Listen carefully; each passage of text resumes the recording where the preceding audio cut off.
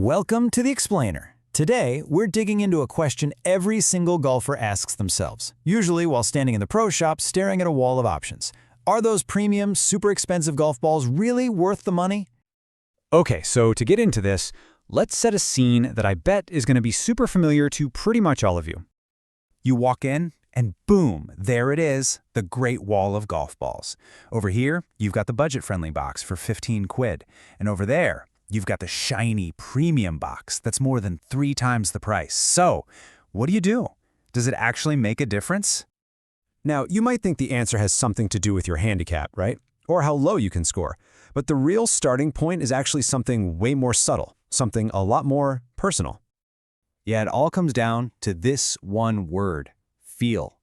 And this isn't something you're going to see on a launch monitor. It's that feedback you get through your hands, especially on those little shots around the green, on the putting surface, even off the club face on a full swing. It's a sense that you really only develop after hitting a lot of golf shots over a lot of time. And this is where you can really see the gap. Like, you could give a brand new golfer 10 different balls, from the softest tour ball to the hardest distance rock, and honestly, they'd probably tell you they all feel about the same. But an experienced player? Oh, they're picking up on everything. The tiny variations in softness, how much it spins, even the sound it makes coming off the club. That's what tells them how a ball truly performs. You know, this is such a perfect analogy. Think about wine tasting. When you first start, it's all just red wine, right? But as you get more experience, you start picking up on all the different notes and complexities. It's the exact same thing with golf balls. You have to kind of train your senses to notice the difference.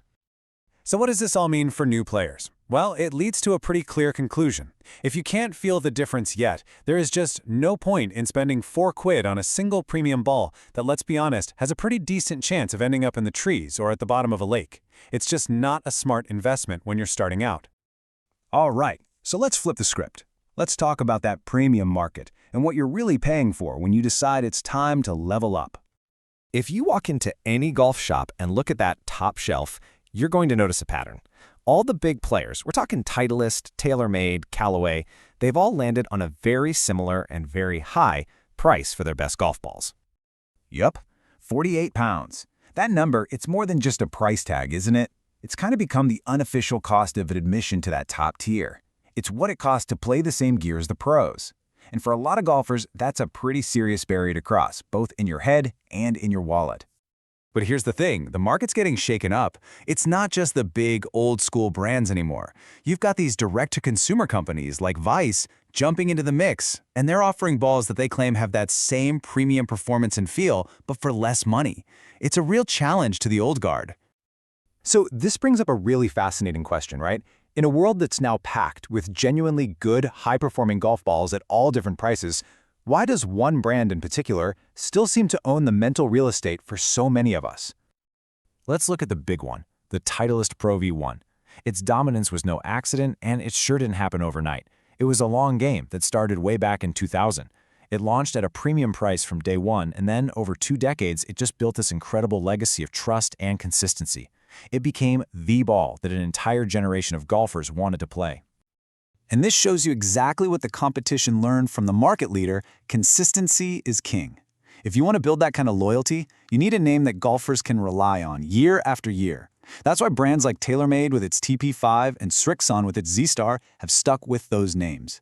Constantly changing them, like we saw in the past with some brands, just confuses everybody and makes you start from square one building that trust all over again. Okay, so let's bring all this back home. Back to you.